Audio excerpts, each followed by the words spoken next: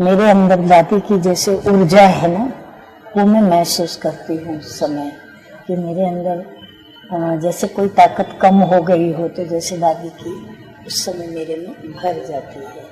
ये अनुभव मैंने आज तक किसी को बताया नहीं है। नहीं आप बताइए। तो ये एक बात है मेरे साथ जो हुई है। फिर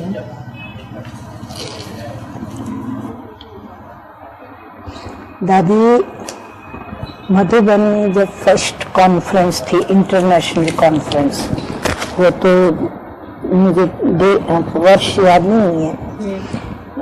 शकु, वो फर्स्ट इंटरनेशनल कॉन्फ्रेंस कभी 1983, तभी हम लोगों को पहली बार मधुबन में ओम शांति भवन नया बना था, ओपनिंग था, ओपनिंग फंक्शन भी था, और सब वहाँ से यूएनओ से भी, वहाँ के जनरल सेक्रेटरी और काफी लोग कई अलग अलग देशों से मिनिस्टर्स वगैरह आए थे।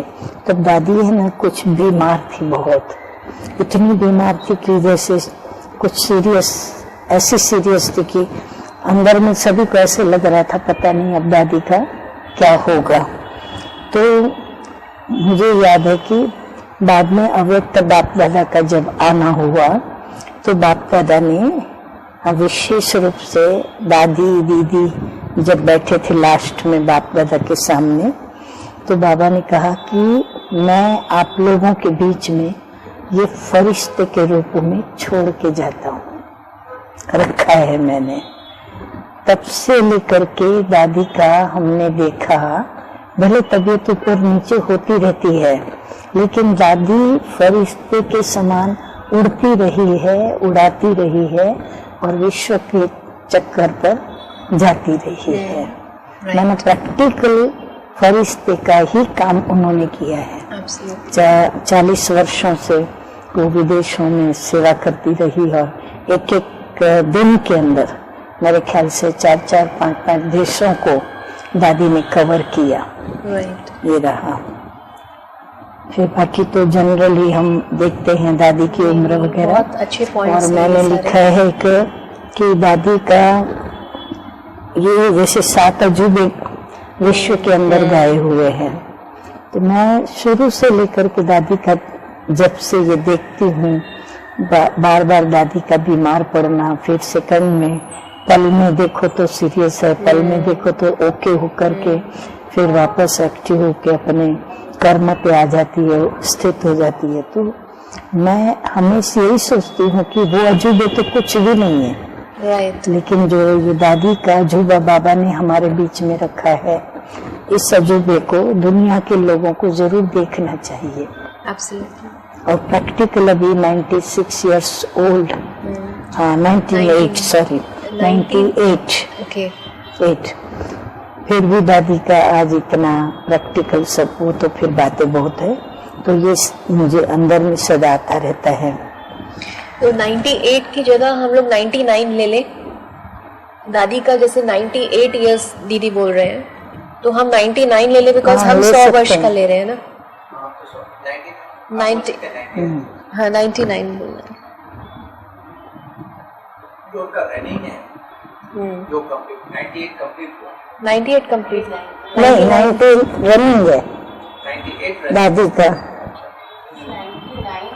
99 हाँ, जनवरी में 100 का कंप्लीट करेंगे। अच्छा, तो 90 में अगर आप ठीक है, 98-99 राइट, क्योंकि वो नॉन बीके, अब तो नॉन बीके वाला है ही नहीं, बीके एंकर हो गया। नहीं, अब तो बीके एंकर हो गया ना।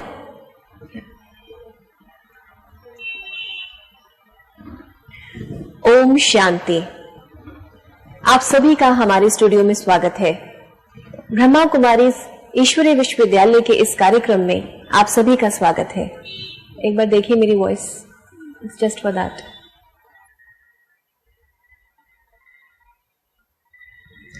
ओम शांति। आप सभी का हमारे स्टूडियो में स्वागत है।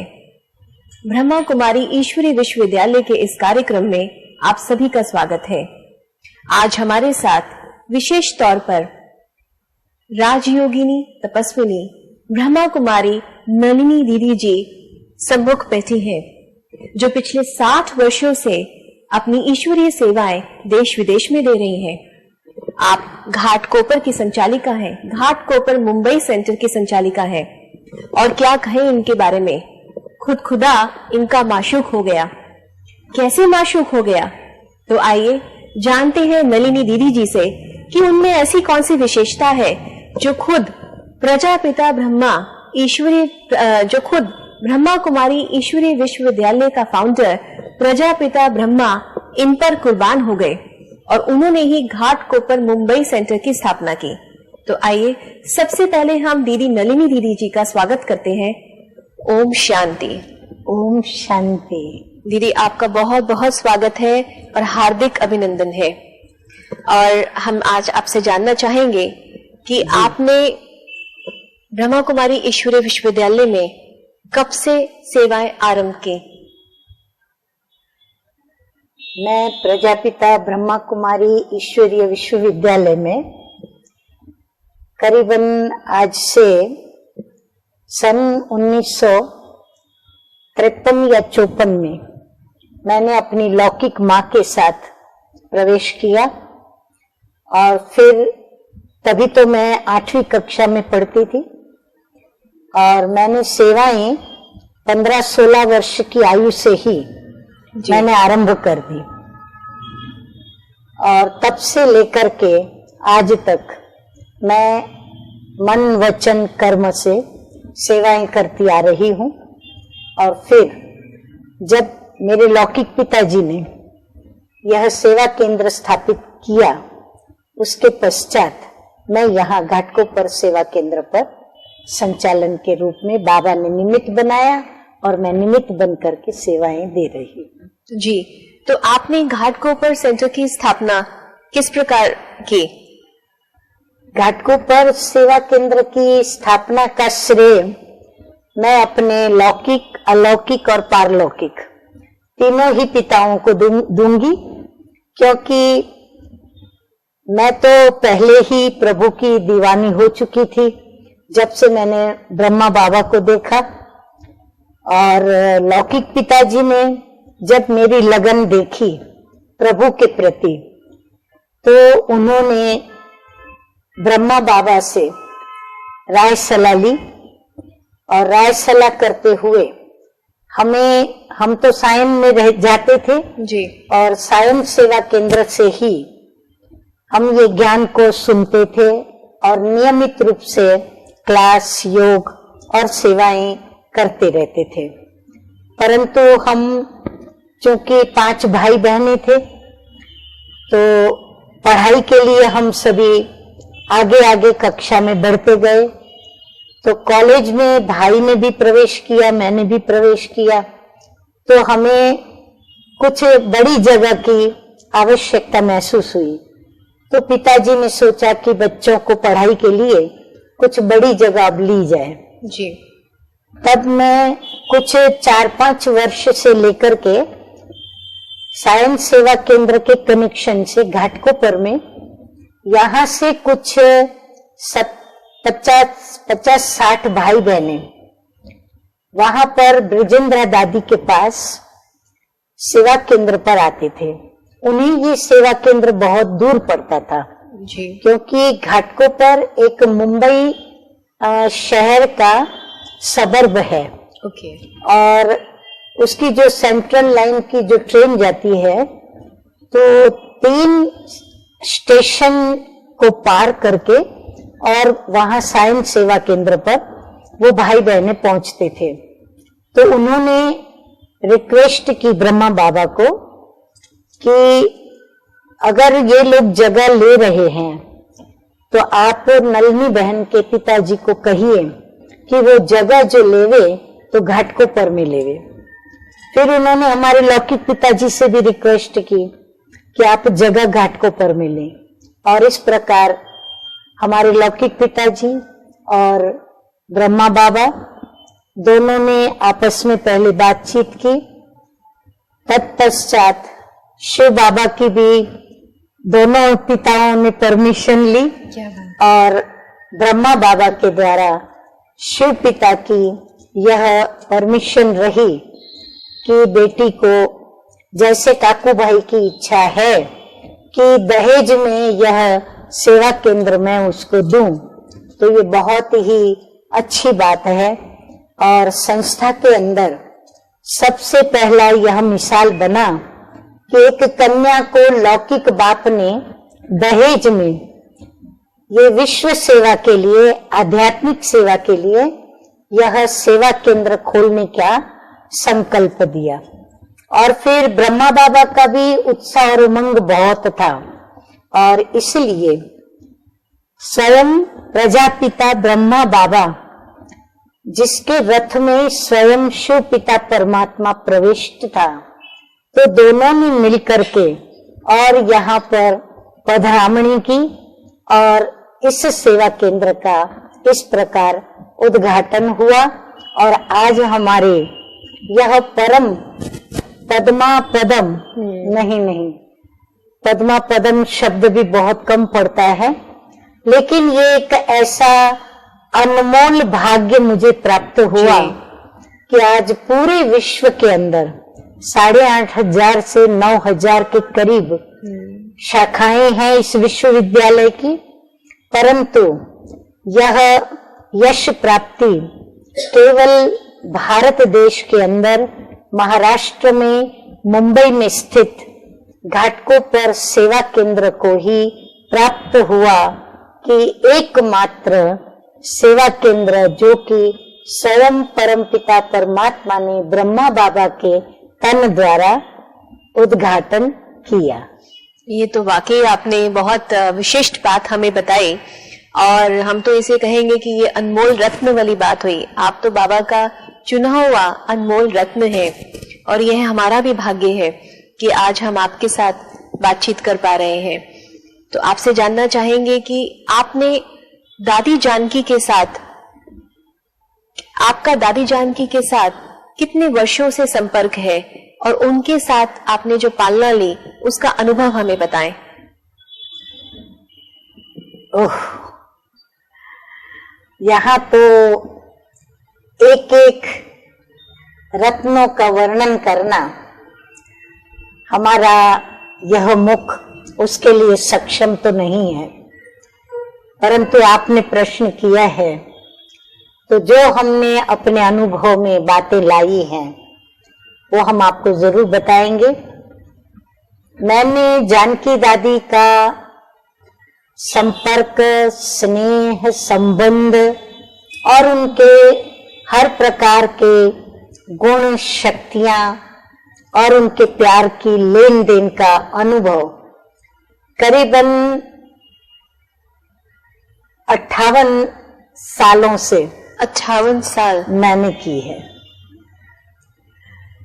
मुझे याद आता है कि सर्वप्रथम मुझे बाबा, जब जानकी दादी जी पूना में, पूना का एक छोटा सा सेवा केंद्र संभालती थी, तब जानकी दादी जी ने पूना में ब्रह्मा बाबा को आमंत्रित किया था जी, और तब वहां पर बाबा के साथ मैं भी पूना में गई थी।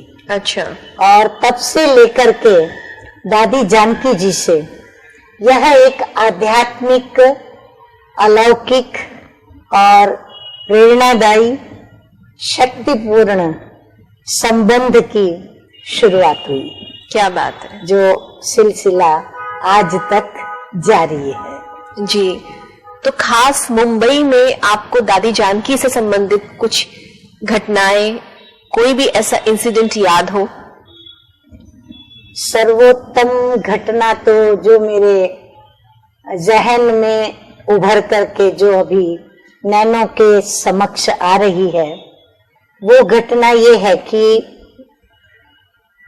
मेरी लौकिक माँ, उसने जब शरीर छोड़ा तो ड्रामा अनुसार, यानी कुदरती, जानकी दादी जी तभी मुंबई में स्थित थी जी। तो मुंबई में होने के कारण जानकी दादी जी का भी आना हुआ। उस समय तो ये बात इतनी उस रूप से, महिमा के रूप में इतनी महसूस नहीं हुई। महसूस जरूर हुई कि यह एक बड़ी दादी जी है, परंतु आज दादी जी जिस आसन पर विराजमान हैं, तो आज हम गौरव के साथ ये बात बताने को उत्सुक हूं कि जब उन्होंने देह त्याग किया तो दादी जानकी जी का आना हुआ। और आप समझ सकते हैं कि किसी भी बच्चे के लिए, भले वो आध्यात्मिक मार्ग पर हो चाहे वो धार्मिक मार्ग पर हो, लेकिन मेरी भी कोई उस समय ऐसी स्थिति नहीं बनी थी। पुरुषार्थ करके मैंने अपनी अवस्था इतनी तैयार नहीं की थी कि मैं माँ का यह मृत्यु का जो पल मेरे सामने आया या ये जो घटना घटी उसको मैं बर्दाश्त कर सकूं। परंतु प्रभु ने मुझे निमित्त बनाया था, इसलिए मैं उस समय व्यवस्था में बिजी हो गई, संचालन में बिजी हो गई, क्योंकि मुंबई के सभी केंद्रों के भाई बहनों का आना था, जानकी दादी भी थी, तो इसीलिए व्यवस्था करनी थी। तो मैं व्यस्त हो गई, इसीलिए उस समय तो मुझे कुछ याद, दुख को मनाने का भी मौका नहीं मिला, कुछ पल भी नहीं मिले। परंतु जो अंदर में दुख था, तो जब जानकी दादी जी आई तो उन्होंने हमें संभाल लिया और उन्होंने गले लगाया, हमें ड्रामा के वो राज समझाए, नियति की वो राज की बातें बताई, जिस राज की बातों को सुन करके अंदर में धैर्य बंधा और उनके मुखारविंद से निकले हुए परमात्म ज्ञान के इस सृष्टि चक्र के राज को और नियति के राज को सुन करके शक्ति महसूस की। और उस शक्ति ने मुझे ये घटना को बर्दाश्त करने की ऐसी ताकत दे दी कि मैं जितना समय, जितने दिन लौकिक माँ के पीछे जो भी विधियां होती गई, अलौकिक विधियां, वो भी करती रही, और वह भी उदास चेहरे से नहीं, लेकिन ज्ञान युक्त जो गंभीरता और जो मैच्योरिटी एक निमित्त बहन में या बाबा की बच्ची में होनी चाहिए, उस रीति से प्रभु की स्मृति में और दादी ने जो शक्तियां भरी, उस शक्तियों को लेकर के, और मैंने उस घटना को बहुत सहज पार किया और मैं पास हुई। तो ये श्रेय पास होने का मैं जानकी दादी को दूंगी। तो हम ऐसा कहेंगे कि दादी जानकी ने उस समय आपके साथ माँ का ही रोल अदा किया। बिल्कुल, जानकी दादी आज भी कुछ एक की माँ नहीं है, लेकिन आज भी हम देखते हैं कि वो पूरे विश्व की विश्व माँ बन करके और बिल्कुल बाप समान, यानी परम पिता परमात्मा, जिनको हम कहते हैं त्वमेव माताश्च पिता त्वमेव, तो बिल्कुल उस माता पिता के समान माँ बन करके मुझे तो अनुभव कराया ही, लेकिन आज भी वो सर्व को माँ बन करके शक्तियों को प्रदान करती रहती हैं, प्रेरणाएं देती रहती हैं, और नव जीवन की ज्योत उनकी जागता वाली ज्योति बन करके और जगाती ही रहती है। क्या बात, बहुत खूबसूरत शब्दों में आपने इस बात को रखा। आपसे जानना चाहेंगे कि दादी जानकी में आपने और क्या क्या विशेषताएं देखी?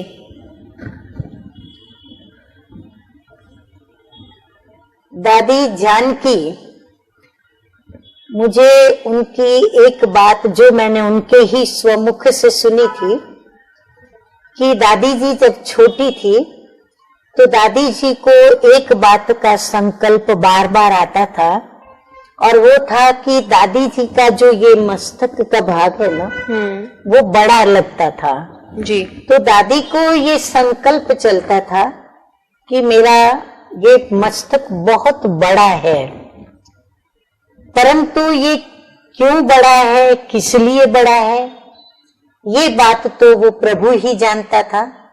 भले स्थूल में वो बड़ा था, लेकिन विश्व के लिए भी यह एक सर्वोत्तम ऐसा मस्तक, जिसके अंदर पूरे विश्व की सर्व धर्म की आत्माओं को एक करने की, सर्व धर्म की आत्माओं को सही दिशा दिखाने की, सर्व आत्माओं को गाइडेंस देने की जो सच्ची कला थी, जो ज्ञान था, ज्ञान का दिव्य प्रकाश था, और फिर जितने भी आध्यात्मिक रहस्य हैं, जैसे आत्मा के विषय में आज भी वैज्ञानिक उस खोज में लगे हुए हैं, आखिर भी इस शरीर के अंदर वो कौन सी बात है जो यह शरीर, जब उसमें से वह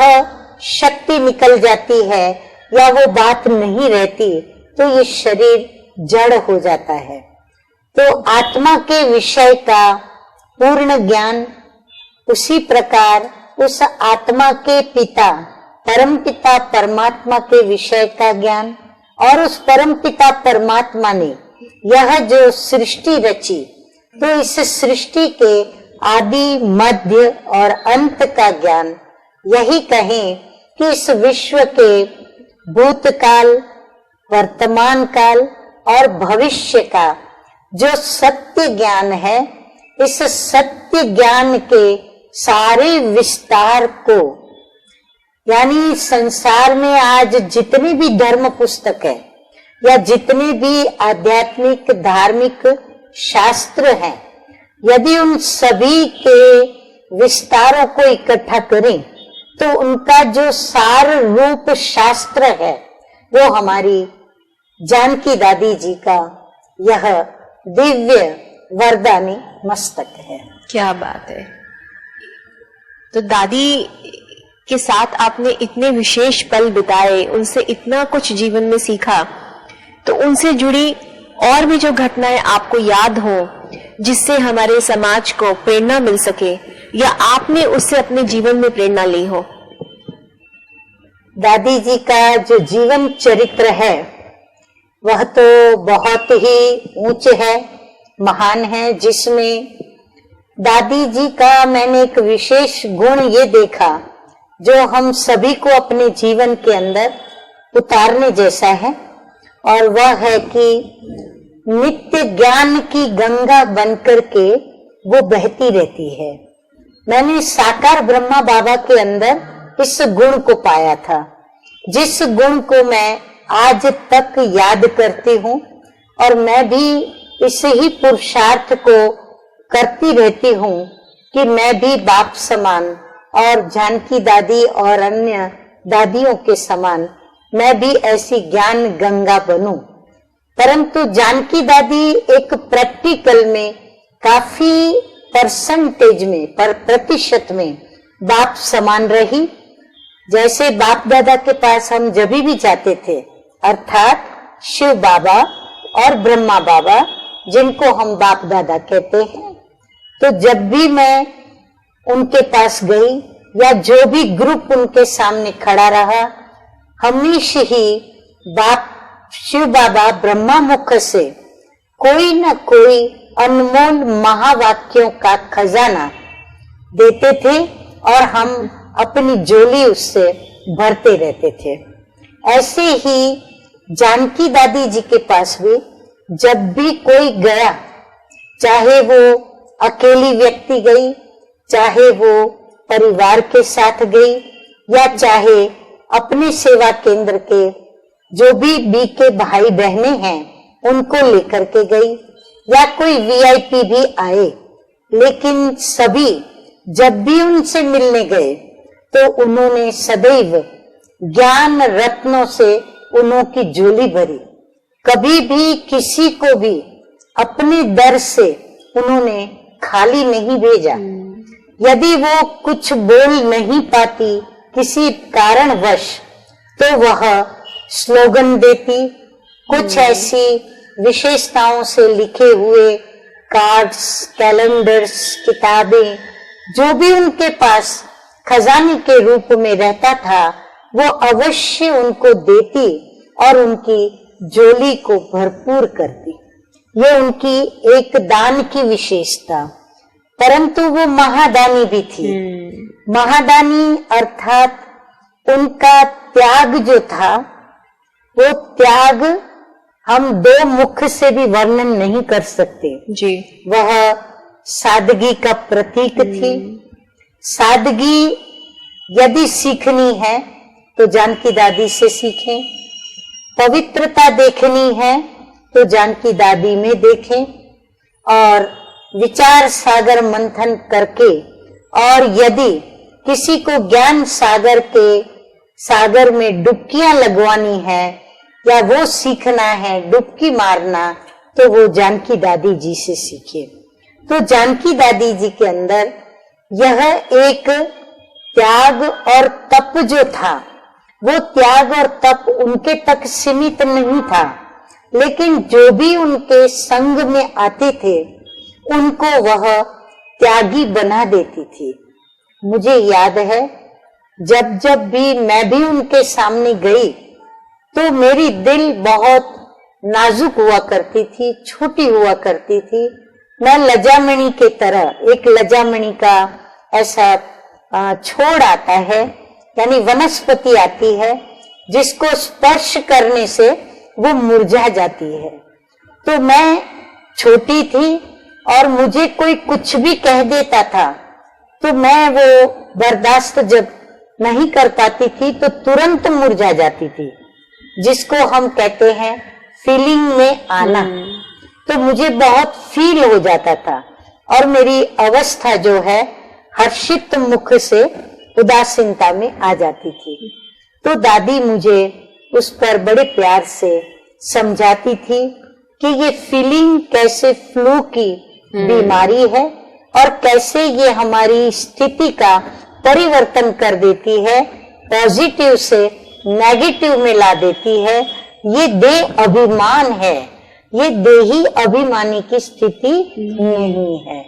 और इस प्रकार दादी अपना वह जो महादानी और त्याग की वृत्ति का जो गुण था कि हमें किस प्रकार देह भान का भी त्याग करना है, तो ये सूक्ष्म त्याग जो हमें कई नुकसानों से बचाता है, वो मुझे दादी से सीखने को मिला।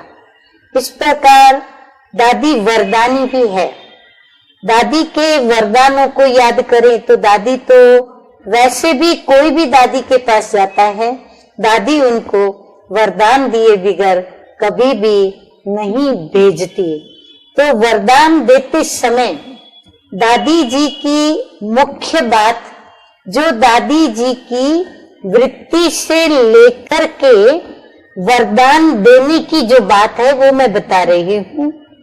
दादी की वृत्ति में इतनी शुभ भावना और शुभ कामनाएं समाई हुई रहती है, जो दादी के सामने जो भी आता, दादी पहले उनको अपनी वो वृत्ति में शुभ भावना शुभ कामना भर के और फिर वह शिव बाबा की याद में वह रूहानी अविनाशी दृष्टि देती कि वो अविनाशी दृष्टि जिसके ऊपर पड़े या जो सामने वाली व्यक्ति नेत्रों से वह अविनाशी दृष्टि को प्राप्त करे, स्वीकार करे, उसको दृष्टि के द्वारा दादी वह वरदान दे देती थी। और वो वरदान पाकर के जो भी दादी के कमरे से उठ करके बाहर आता था तो बिल्कुल ब्रह्मा बाबा के समान बाहर निकल के इतने वो खुश होते थे, जैसे खुशी में खगियां मारते हैं ना, ऐसे खुश होते थे कि मुझे दादी ने ये कहा, मुझे दादी ने ये बताया, मुझे दादी ने ये दिया। तो ब्रह्मा बाबा की भी मुझे कभी याद अवश्य आ जाती है, क्योंकि हम भी जब ब्रह्मा बाबा से मिलकर के बाहर निकलते थे तो ऐसे ही खुशियों में खगियां मारते थे। क्या बात है। दीदी, आपसे बात करके तो ऐसा लग रहा है कि साक्षात दादी जानकी हमारे समक्ष उपस्थित हो गई है। तो आपसे जानना चाहेंगे कि आपने तो दादी जानकी को यज्ञ की स्थापना से अब तक काफी जीवन के उतार चढ़ाव से गुजरते हुए देखा होगा, और आप खुद एक बहुत ही अनुभवी मूर्त है। तो आपने उनके जीवन से कौन सी ऐसी विशेषताओं को चुना जो आप आज भी उनको आगे लेकर चल रहे हैं?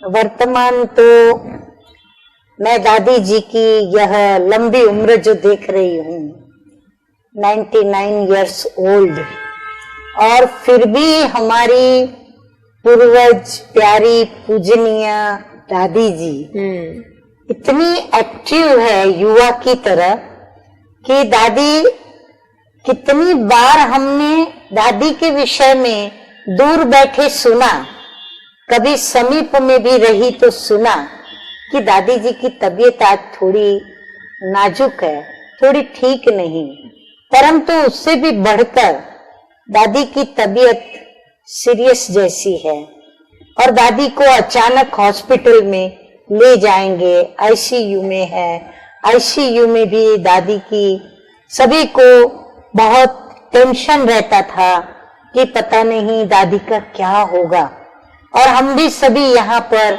बहुत ही प्रश्नार्थ चिन्ह अपनी मुद्रा लिए हुए सोचते थे कि क्या होगा, क्या हुआ दादी को। हे बाबा, जल्दी दादी को ठीक करो, दादी हमको चाहिए, दादी होगी तो ये यज्ञ है, ऐसे हम अंदर में बाबा को याद करते।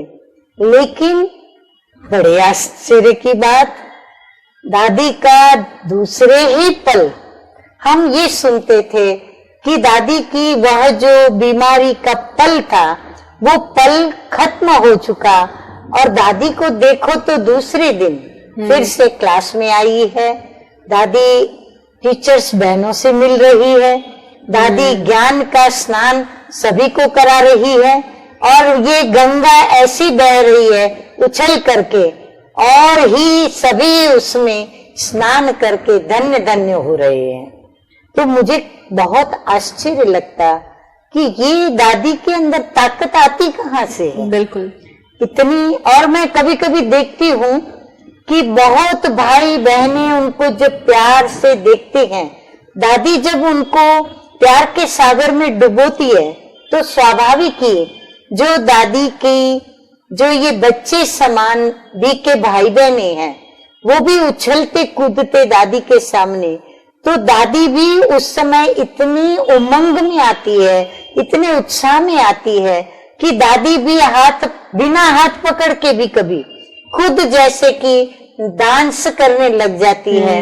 साथियों को उनको संभालना पड़ता है, उनको लगता है कि दादी की उम्र है, दादी कहीं गिर ना जाए, लेकिन दादी को तो कोई फर्क ही नहीं पड़ता। वो तो बेपरवाह बादशाह मस्त फकीर की तरह, उन्हें न तन का भान न अपनी तबीयत की चिंता, बस वह तो मस्त फकीर की तरह बाबा की याद में और सबको सुख देने में ऐसी व्यस्त हो जाती है। अपने वाइब्रेशंस इतनी सुंदर रमणीकता के फैलाती है जो देखते ही दृश्य बनता है। जी, तो दीदी आपसे जानना चाहेंगे कि दादी ने मुंबई में कहाँ सेवा की? दादी ने तो मुंबई में बहुत ही सेवाएं की है। मैं प्रकाशमणि दादी जी से भी सुनती थी कि उल्लासनगर में जहाँ बहुत सिंधी, जो कि जब पार्टीशन हुआ तो पाकिस्तान से, कराची से जो सिंधी लोग आए थे, तो उन लोगों को यहाँ पर मुंबई में कल्याण में वो बैरक दिए थे, जहाँ पर वो लोगों ने अपना आश्रय स्थान बनाया था। तो वहां पर बहुत सारे सिंधी आज भी रहते हैं। वहां दादियां रहती थी किसी न किसी मित्र संबंधियों के कनेक्शन से।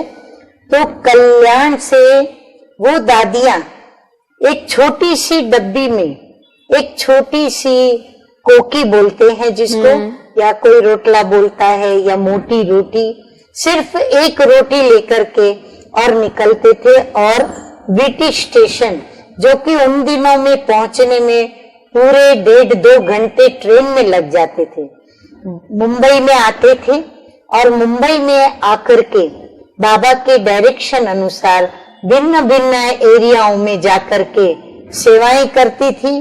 कभी स्टेशन पर बेंच पे बैठ करके और वो रोटी खा ली, और वहां ही जो नल होता था लगा हुआ, उसी नल पर हाथ से पानी पी लेकर के और अपनी थकावटों को उतारती थी। इस प्रकार दादियों ने अपना जीवन यहाँ पर भी मुंबई में सेवा अर्थ दिया, और ऐसे उन्होंने जो सेवाएं की वो सभी जो मैंने सुनी है वो मैंने आपको बताया।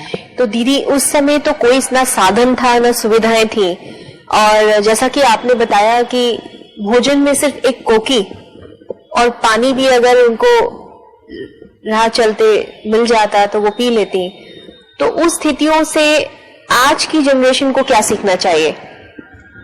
मैं समझती हूँ ये दादियों ने जो किया, और दादियों ने वो समय को जैसे पास किया, तो ये उनके निश्चय की परीक्षा भी थी। जी बिल्कुल। और ये उनकी सेवा की लगन भी थी, और ये उनके सेवा के प्रति उत्साह और उमंग भी था, और उन्हें परमपिता परमात्मा का संदेश, जो कि श्रीमत है इसलिए नहीं, परंतु उन्हें भी ये महसूस हुआ था कि मुझ आत्मा का पिता परमात्मा सृष्टि पर आए हैं, और ये खुशखबरी मैं अपने इन आध्यात्मिक भाइयों को क्यों न दूं, क्यों न मैं अपने भाई बहनों को ये शुभ संदेश सुनाऊं। तो ये उत्साह, उमंग, ये निश्चय, ये सेवा की लगन, तो ये लगन उनके अंदर ऐसी प्रज्वलित रहती थी, एक ज्योत की तरह, जो बिना गिरत के जलती थी। वंडर तो ये था, गिरत की भी जिसको आवश्यकता नहीं थी, शायद वो रोटी भी ना होती, तो ये दादियों ने तो ऐसे भी दिन गुजारे जिसमें उन्होंने बाबा की याद में जैसे वो तृप्ति का अनुभव किया। उन्हें प्यास और भूख जैसे लगती ही नहीं थी, क्योंकि वह परमपिता परमात्मा उनकी यह भूख और प्यास को इस लगन से मिटा देते थे। उन्हें पता ही नहीं चलता था समय कब पूरा हुआ, कब भूख लगी, कब पीना है, कब खाना है, कुछ भी नहीं। बस एक ही लक्ष्य था, बाप का संदेश देना है। बाप आया है, प्रभु सृष्टि पर आया है, भगवान धरनी पर पहुंचे हैं, ईश्वर ने अवतार लिया है और आकर के नई दुनिया की रचना कर रहे हैं, पुरानी दुनिया का विनाश होना है। बस ये संदेश हम सभी को दें, और भाई बहने जागे और प्रभु के बच्चे बने, वारिस बने, और आकर के प्रभु से वर्षा लें। बस यही शुभ भावना, यही शुभकामना उन्हें चलाती थी, नहीं दौड़ाती थी नहीं, लेकिन उड़ा रही है, और आज भी ये दादियां उड़ रही है। क्या बात है। तो दीदी उस समय मुंबई की जो कम्युनिटी है, मुंबई के लोगों में ब्रह्मा कुमारी के प्रति क्या धारणा थी? क्योंकि दादियां तो अपना ईश्वरीय संदेश आगे बढ़ा रही थी, लेकिन लोगों का उनके प्रति दृष्टिकोण क्या था? इन दादियों की शुरू से लेकर के जो त्याग, तपस्या, सेवा, निश्चय, प्रभु के प्रति उनका एक बेमिसाल प्यार, ये जो सब उनकी अनुभूतियां, जो भावनात्मक अनुभूतियां हैं, जो उनकी भावनाएं उनके चेहरे पर आज तक दिखती हैं, तो ये भावनाएं देखने की जिनकी दृष्टि है, जिनको ये नजर आता है, वह तो इनको पूज्य देवी के रूप में ही देखते थे जी। उनको वह कोई नारी या स्त्री देखने में नहीं आती थी, उनको या तो वो फरिश्ता रूप देखने में आते थे, या फिर उनको वह कोई देवी के रूप में देखने में आते थे, या कोई ऊपर से अवतरित हुए ऐसा संदेश वाहक के रूप में वह नजर आते थे। तो पतित मनुष्यों के लिए ऐसे फरिश्तों को, ऐसे संदेश वाहकों को और ऐसे पूज्य देवताओं को देखने मात्र से वो इतने उससे प्रभावित हो जाते कि उस प्रभाव से वो उठ नहीं पाते। इतने जैसे कि एक बेहोशी आ जाती कि हमने क्या देखा, ये कौन है, ये क्या है। और जब वो उससे जागृत होते तब आकर के वो सेवा केंद्र पर पहुंचते और आकर के जो सेवा केंद्र पर 7 डेज का कोर्स दिया जाता है, उस कोर्स को लेने के वो इच्छुक बनते। जी, तो दीदी दादी जानकी के जीवन से आपने जो प्रेरणाएं ली उसके बारे में बताएं।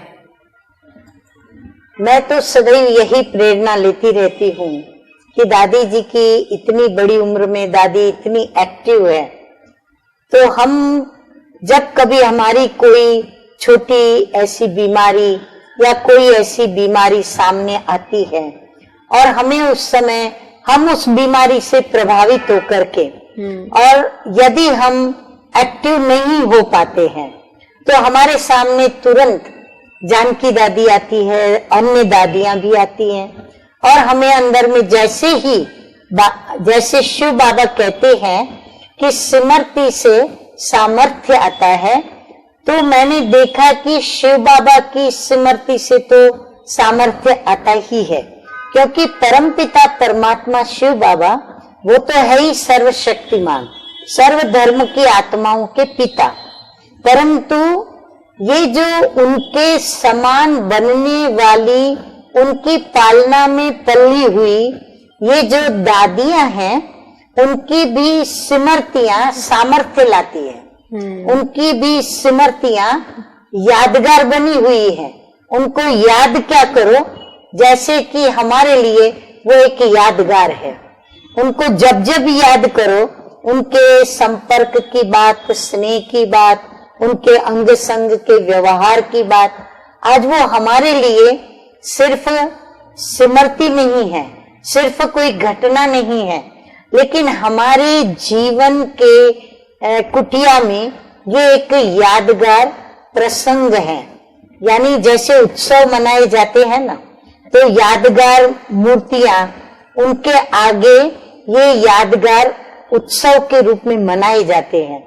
तो हम उन दादियों को अपनी स्मृति में ला करके जैसे उत्साह में आ जाते हैं, उमंग में आ जाते हैं, अर्थात ये आत्मा जैसे कि उत्सव मनाती है, अर्थात एक्टिव हो जाती है। तो हम भी एक्टिव हो जाते हैं उस समय और हम भी अपने दुख दर्द को भूल जाते हैं। जी, बाखूबी आपने दादी जानकी की विशेषताओं का वर्णन किया। अब आपसे जानना चाहेंगे कि दादी को किस तरह याद किया जाएगा।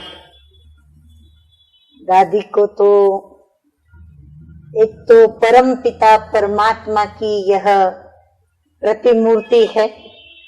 जैसे जगत वालों ने ये कहा कि भगवान को अपना परिचय देने के लिए क्या करना पड़ा, तो भाई कहते हैं माँ को इस जगत में उतारा, नारी के रूप में माँ को पैदा किया, तो वो माँ एक प्रभु का स्वरूप बनी। परंतु वह तो जगत के अंदर छोटे छोटे परिवारों के लिए वह माँ प्रभु का परिचय देने वाली बनी, परंतु सारे विश्व को प्रभु का परिचय देने के लिए निमित्त इन दादियों का स्वरूप बना, जो प्रैक्टिकल में इन दादियों के अंदर जो सारे गुण, सारी शक्तियां जो परम प्रिय परम पिता परमात्मा में है, वो हम उनके अंदर देखते हैं। तो उनको एक ऐसे फरिश्ते के रूप में दुनिया देखेगी और याद करेगी कि इस ब्रह्मा कुमारी ईश्वरीय विश्वविद्यालय में वो एक फरिश्ता है, था, रहेगा, जिसने ऐसी अथक सेवाएं की, ज्ञान गंगा बन करके और अनेक पतितों को पावन बनाया। उनकी सुगंध का अनुभव वो कब भी आएंगे तो अविनाशी रूप से करते ही रहेंगे, और दादी को एक अजूबे के रूप में भी अवश्य याद करेंगे। शाहजहां ने तो ताजमहल बना के अजूबा बनाया ही, लेकिन दादी जानकी जो एक अजूबा है, उस अजूबे को भी उस रीति से याद करेंगे, और साथ साथ परम पिता को तो याद करेंगे, परंतु यह कंबाइंड स्वरूप में रहेंगी, और प्रभु के साथ साथ उनको भी शिव शक्ति के रूप में, पूजनीया देवी के रूप में, पूर्वज के रूप में, और प्रेरणा मूर्ति के रूप में, सर्व शक्तियों की दायिनी के रूप में, विघ्न विनाशकारिणी के रूप में, महादानी के रूप में, या दानी के रूप में, वरदानी के रूप में, कितनी महिमा करके मैं कितनी महिमा करूं। आज ये जो जड़ मूर्तियों की यादगार है, वो किसका यादगार है? यही तो हमारी जानकी दादी और अन्य दादियां जो शिव शक्ति बन करके कार्य करती रही, उन्हीं का तो यादगार है। बिल्कुल। तो वो चैतन्य में अनुभव करेंगे और ऐसे याद करेंगे। जी। और दादी जानकी को आप कोई संदेश देना चाहें या उनके लिए कुछ पंक्तियां कहना चाहें? ओह, जानकी दादी जी के लिए हम और क्या कहें, लेकिन मैंने कुछ आज ही 5 मिनट के अंदर जब मुझे ये कहा गया कि आप जानकी दादी के विषय में कुछ कहें, तो अंदर ही मुझे एक छोटी सी कविता के रूप में सूझा, जो मैंने लिखा है। बहुत ही ताजी कविता है, और मैं दादी जानकी जी को अर्पण करते हुए और उनकी महिमा का यह गायन दादी जी को सुनाती हूँ। दादी जी मेरा प्यार से स्वीकार करेंगी तो ये है गुणमाला दादी जी के प्रति। दादी जानकी आध्यात्मिक जगत का ये अजूबा है। दादी जानकी आध्यात्मिक जगत का ये एक अजूबा है, जो सर्व धर्मों के, सर्व आत्माओं के परम पिता को प्रत्यक्ष करता है। स्वयं प्रभु ने बनाया, न कि मनुष्य आत्माओं ने। इस अजूबे को मनुष्यों ने नहीं बनाया, शाहजहां ने बनाया अपनी प्रेमिका के लिए, लेकिन यहाँ प्रभु ने उनको अपने लिए बनाया। इतनी लंबी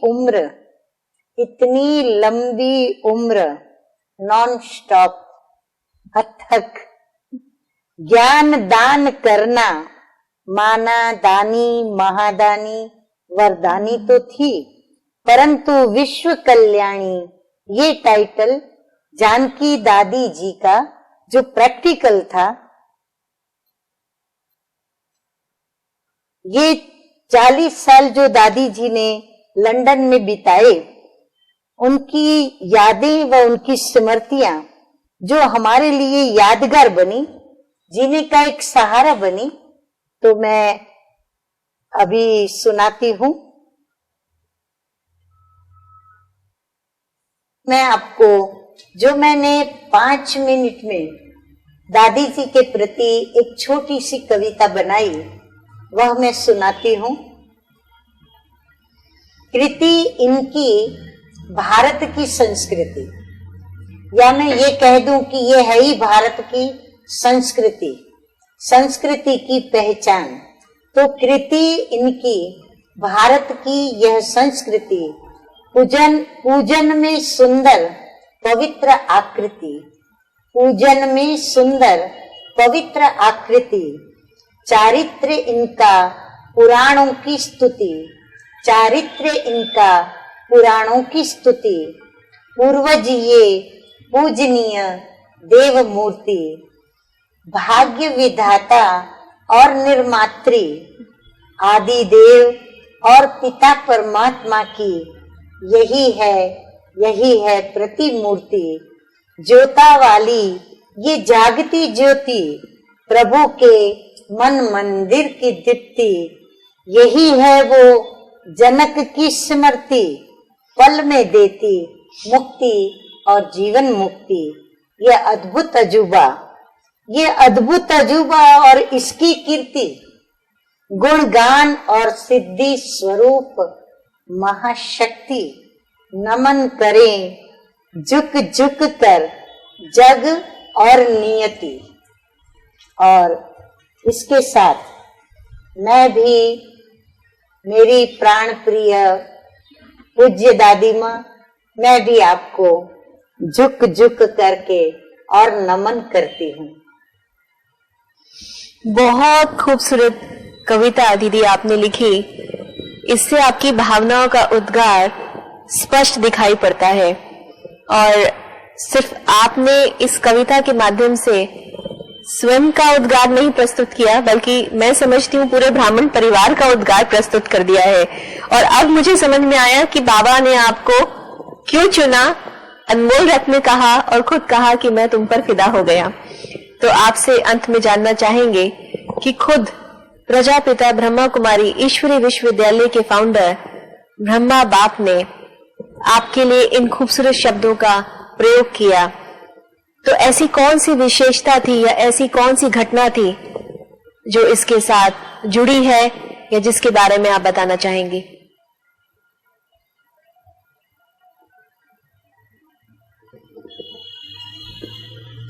आपने ऐसा प्रश्न पूछ लिया है, मेरे हृदय को मुझे बहुत संभालना पड़ रहा है, क्योंकि यह वो पल है जिस पल ने मुझे प्रभु पर न्यौछावर कर दिया। मैं प्रभु पर बलिहार गई और मैं प्रभु की बनी, प्रभु ने मुझे अपना बना लिया। वो पल की जो घटना है, वो घटना इस प्रकार की है कि मैं जब इस विश्वविद्यालय में आई तो मैंने जब भी ब्रह्मा बाबा को प्रथम बार मधुबन में देखा, मैं विस्तार से बात नहीं बताती हूँ, परंतु हम तैयार होकर के बाबा के कमरे में गए।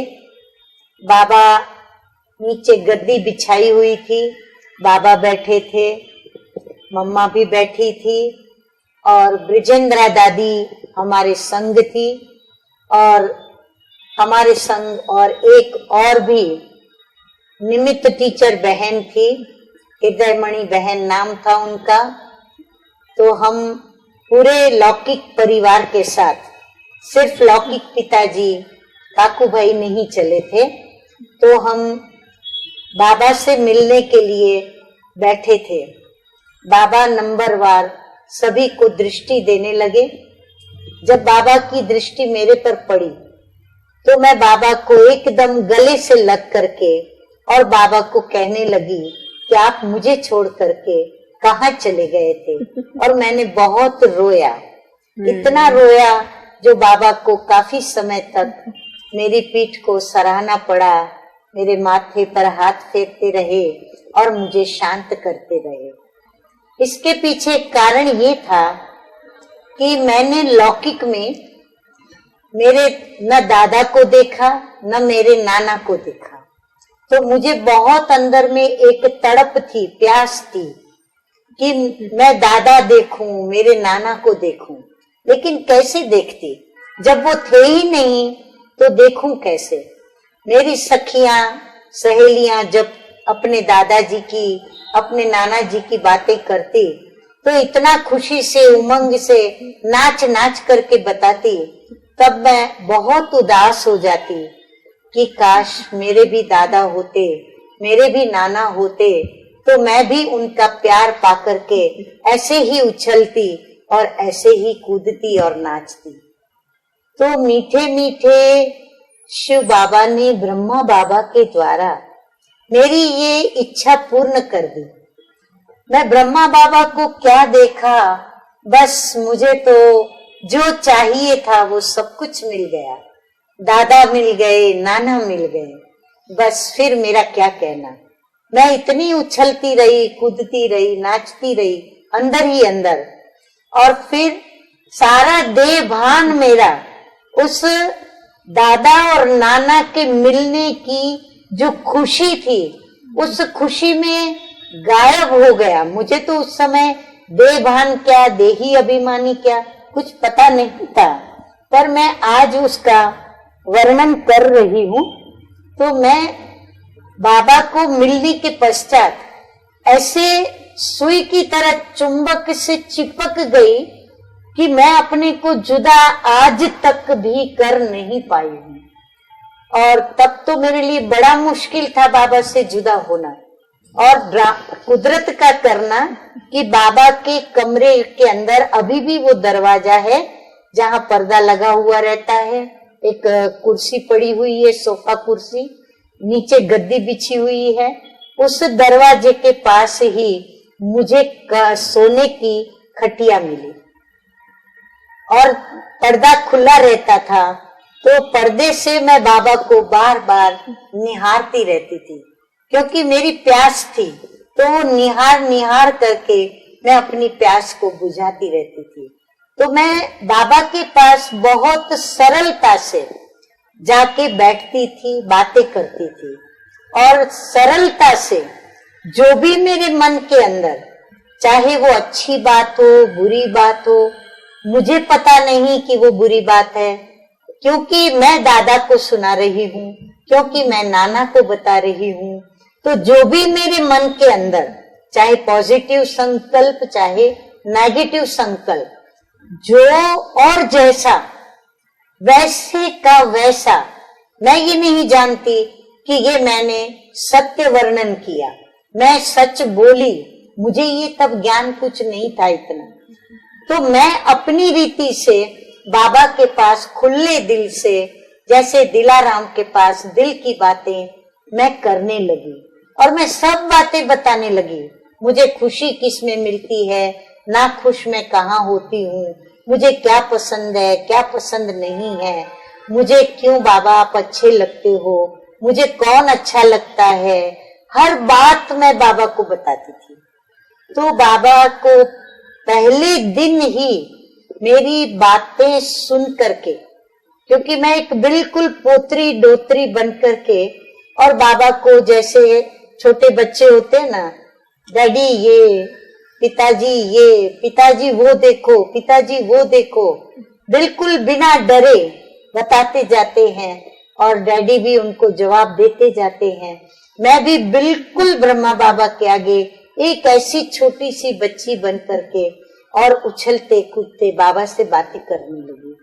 तो बाबा ने तभी समझ लिया, जो मुझे फिर बाबा पत्रों में भी लिखते रहे और दादियों के पास भी ये बात बताते रहे, जो दादियां मुझे भी सुनाती रही कि ये मेरी सच्ची बच्ची है, इसका दिल से मेरे से प्यार है, ये दिल का प्यार करती है, सच्चा प्यार करती है, ये सेवा की सचली कौड़ी है, और जो इसके दिल में है वो बाहर बताती है। तो इस प्रकार बाबा के ऊपर मेरी जो फर्स्ट इम्प्रेशन पड़ी वो सच्चाई की, सफाई की और सचली कौड़ी की पड़ी, क्योंकि मैंने जो भी गलतियां की थी वो भी मैंने तो ऐसे सहज, जैसे कोई बातें करता है ऐसे मैंने वर्णन कर दी। मुझे ये भी पता नहीं कि मैंने ये गलती की हुई है, वो बात मैं बाबा को बता रही हूँ। मुझे बहुत ऐसे किस्से भी मधुबन के याद है। आप कहो तो एक बिल्कुल किस्सा बिल्कुल बताऊं। बिल्कुल। तो मुझे याद है कि मधुबन के अंदर तभी हम लोग भोजन करने के लिए किचन में गए, तो हमारी लौकिक माँ ने और हमारी निमित्त टीचर ने कहा कि आज तो वहां पर ये बनेगा, कचौड़ी बनेगी। तो हम लोगों की बुद्धि में ये था कि कचौड़ी माना बहुत मसाला भर करके एक बंद ऐसी बनाई जाती है, ऐसी कचौड़ी होती है। लेकिन जब हम वहां गए तो पूरी आई, सब्जी आई और भी कुछ पदार्थ आया, लेकिन हम तो वही इंतजार कर रहे थे कि अभी कचौड़ी आएगी, अभी कचौड़ी आएगी। लौकिक माँ ने, टीचर ने कहा, अरे आप लोग खाते क्यों नहीं हो? हम लोगों ने कहा नहीं, हमको तो कचौड़ी मिलने वाली है। तो बोला नहीं, यही कचौड़ी है। तो हम तो उस समय खा लिया। फिर हम किचन के अंदर घूमते रहे, घूमते हुए सारा किचन देखा। फिर भोजन के टाइम पर भोजन करने गए। जब भोजन करने गए, ये पहली बार की ही बात है, जब भोजन करने गए तो दाल चावल, क्योंकि हम गुजराती थे तो बाबा ने कहा कि मेरा गुजराती परिवार आया है, तो गुजराती परिवार दाल चावल रोज खाते हैं, तो दाल चावल जरूर बनाना। तो दाल चावल बनाया गया, लेकिन चावल जो था वो बहुत खुला खुला और मुझे कच्चा लगा। वैसे कच्चा नहीं था, परंतु मुझे ऐसे कच्चा लगा क्योंकि हम थोड़ा उसको गला हुआ खाते थे।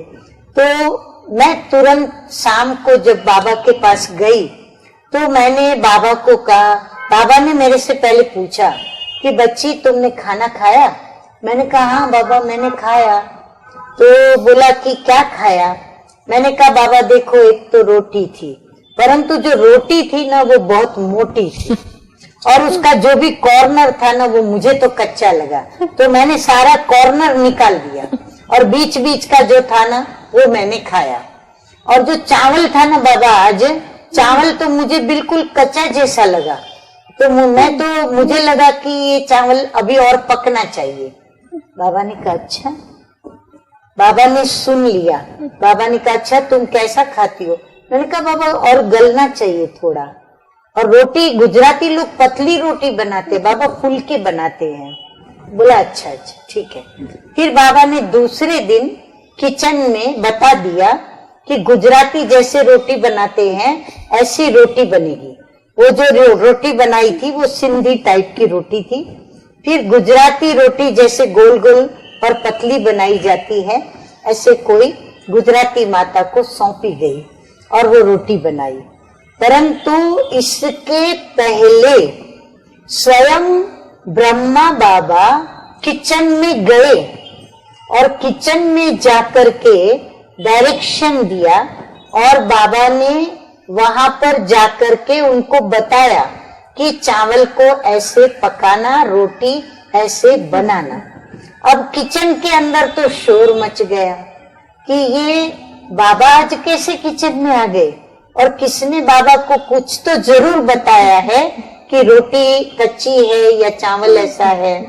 तो इंक्वायरी होने लगी, सबकी इंक्वायरी की। अब मैं तो चूंकि छोटी थी, मेरी तो कोई इंक्वायरी हो नहीं सकती थी, न लौकिक माँ से हमारे विषय में कोई ने पूछा, तो पता चला ही नहीं कि ये बाबा तक किसने बात पहुंचाई। फिर आखिर वो टीचर को बुद्धि में आया कि शायद हो ना हो, ये कहा नलनी बहन ने तो जाके बात नहीं बताई है, ये सब बातें करती है बाबा से। तो मेरे को पूछा लौकिक माँ ने, मैंने कहा हाँ बताया। टीचर ने भी पूछा तुमने बताया? मैंने कहा हाँ, क्यों नहीं बताऊं? मुझे आश्चर्य लगा कि माना क्यों नहीं बताऊं, क्योंकि मैं तो दादा को बता रही हूँ, मेरे नाना को बता रही हूँ, उसने पूछा तो मैंने बताया। तो फिर मुझे लौकिक माँ ने प्यार से समझाया, बोला देखो तुमने बताया तो सही, लेकिन तुम्हारा बताने का जो भी नमूना रहा, तुमने कंप्लेन की कर दी है, तुमने इन लोगों की सेवा की कंप्लेन की। तो मुझे तब बात ये समझ में आई कि कभी भी कुछ भी बातें किसी के भी पास बतानी नहीं होती है। कुछ समानी भी होती है, कुछ सहनी भी होती है। ये पाठ मैंने तभी से सीखा और फिर मैंने ये भी बात बाबा को बताई कि बाबा मेरे को ना, फिर इन्होंने पूछा, मेरे को बोला, मैंने ऐसे बोला, फिर ऐसे बाबा ने कहा कि नहीं नहीं बच्ची, तुमने मुझे बताया ना, कोई हर्जा नहीं। लेकिन बाबा ने भी मुझे पाठ पक्का कराया कि बच्ची जो भी दिल में बातें आती है ना, एक ही दिल भर को बतानी होती है, सबके पास वर्णन करना नहीं होता है। उस दिन से समाने का जैसे वरदान मिल गया और इस आत्मा ने समाना क्या होता है वो सीख लिया। और यही फायदा हुआ उसका कि बाबा ने फिर आगे चलकर मेरा एक चित्र बनाया और उस चित्र का कैलेंडर बनवाया और वो कैलेंडर शिवरात्रि पर सभी बीके भाई बहनों को सौगात के रूप में दिया। और वो कैलेंडर था hear no evil, see no evil, talk no evil. तो बाबा ने मुझे इस चित्र में बिठा करके और फिर मुझे ये सारी धारणाएं पक्की करा दी और मुझे फाइनल ब्रह्मा कुमारी का ठप्पा भी लगा दिया। वंडरफुल। अब अंत में आपसे जानना चाहेंगे कि दादी जानकी के साथ आप स्नेह मिलन कैसे मनाती हैं? अक्सर अभी तो दादी जी के तबीयत के कारण हम दृष्टि और नैनों से ही मुलाकात करते। फिर भी जब कभी मौका मिलता तो हम दादी जी को हग कर लेते, दादी जी को गले लगाते। परंतु कभी कभी ऐसा भी होता था कि दादी जी सामने से आए, हम यहाँ से आए, तो दादी जी को जब हम मिलते थे तो मैं तभी अभी जितनी मोटी हूँ इससे कुछ ज्यादा ही और मोटी थी।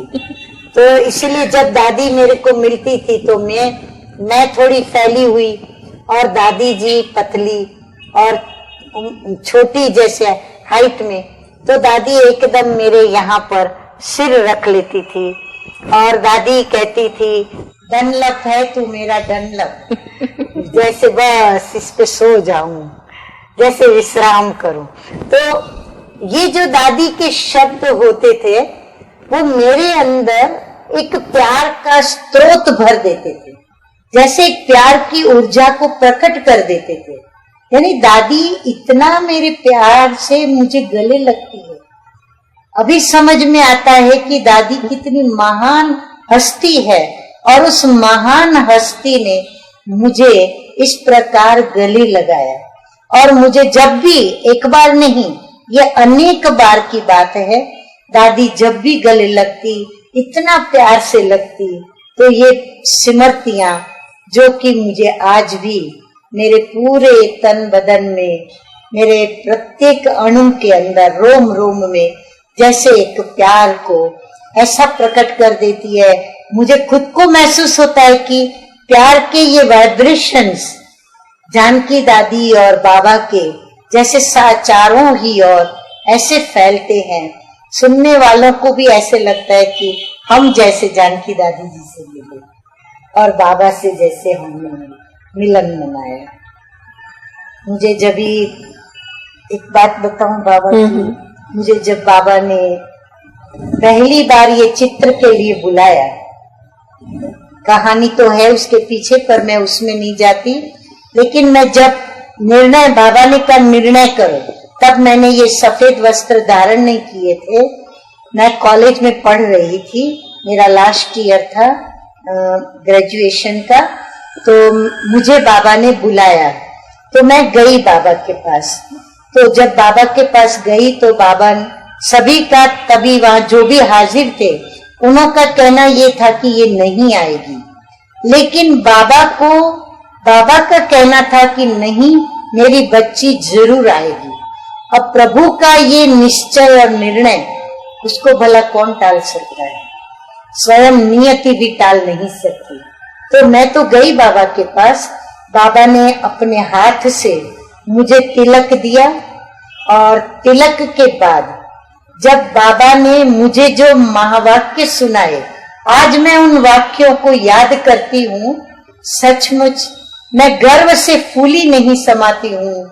मुझे लगता है लाखों करोड़ों तो क्या, लेकिन पूरे विश्व के अंदर मैं ही एक ऐसी आत्मा हूँ जिसको स्वयं प्रभु ने ये बोल कहे।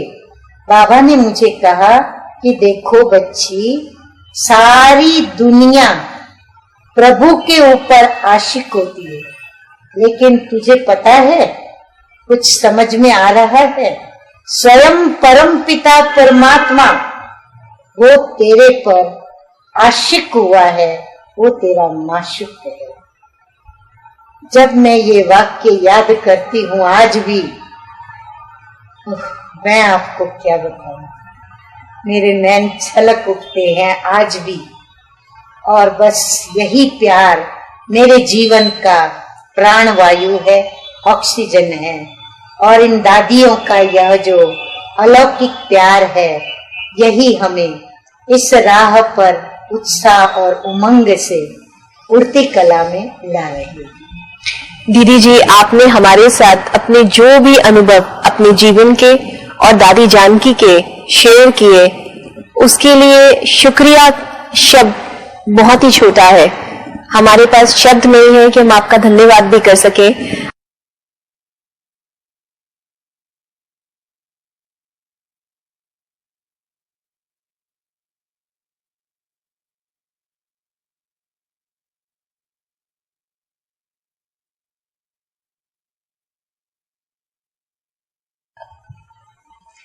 दीदी जी, आपका बहुत बहुत शुक्रिया। आपने अपने जीवन के और यज्ञ से संबंधित, बाबा से संबंधित, दादी जानकी से संबंधित जितने भी अनुभव हमारे साथ बांटे, वो अनमोल है, अमूल्य है। और आपने आज हमें वापस उस युग में उसकी स्मृतियां दिलाई, और ऐसा प्रतीत हो रहा है कि आज केवल आप ही नहीं, हम सभी विशेष आत्माएं हैं जो उस समय को छू पाए हैं, महसूस कर पाए हैं। हमारे साथ बातचीत के लिए बहुत बहुत शुक्रिया। और हम जरूर जानते हैं और उम्मीद करते हैं कि जितनी भी आज की जनरेशन है, ब्राह्मण परिवार है, समाज है, दुनिया है, आपसे, दादी जानकी से, ईश्वरीय परिवार से अवश्य प्रेरणा लेगा और अपने जीवन को सकारात्मक नजरिए से बदलने का प्रयास करेगा। ओम शांति। ओम शांति।